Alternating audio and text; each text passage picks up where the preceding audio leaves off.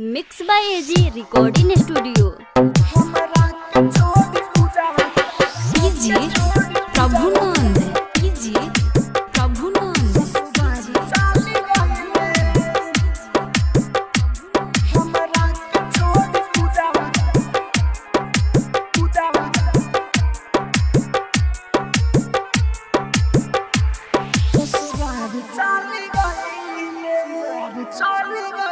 हमारा के छोड़ी पूजावा ससुरार चली गईले। ए जान हाँ हमारा के छोड़ी पूजावा ससुरार चली गईले। हमारा के छोड़ी पूजावा ससुरार चली गईले। झूठ प्यार के गईले बदनाम के गईले। झूठ प्यार के गईले बदनाम के गईले। अखिया से गिरे लोरावा तू याद नहीं कईले। हमारा के छोड़ी पूजावा ससुरार चली गईले। हमारा के छोड़ी पूजावा ससुरार चली गईले। Mix by AG recording studio. DJ Prabhunand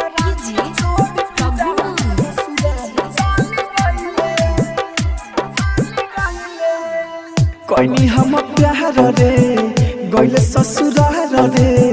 हमारा के तू प्यार में कोले बदनाम रे।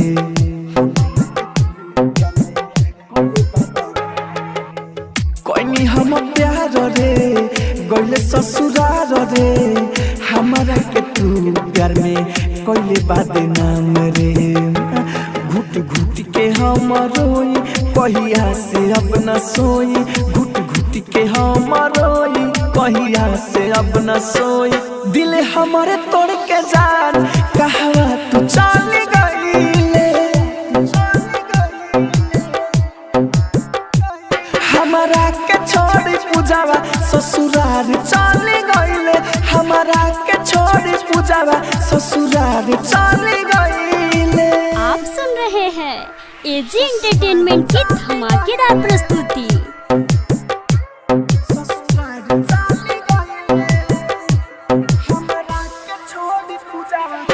डीजे प्रभुनंद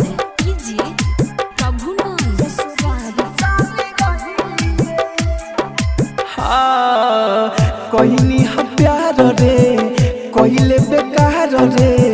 राहुल के छोड़ी चली गईले ससुरार रे।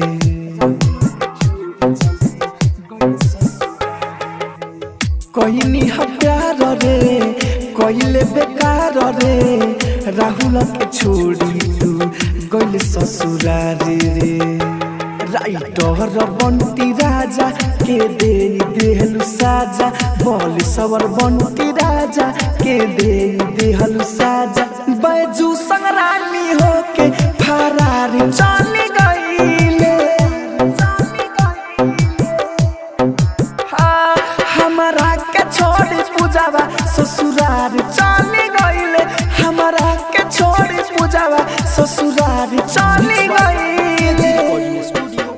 रोशनपुर सपहा।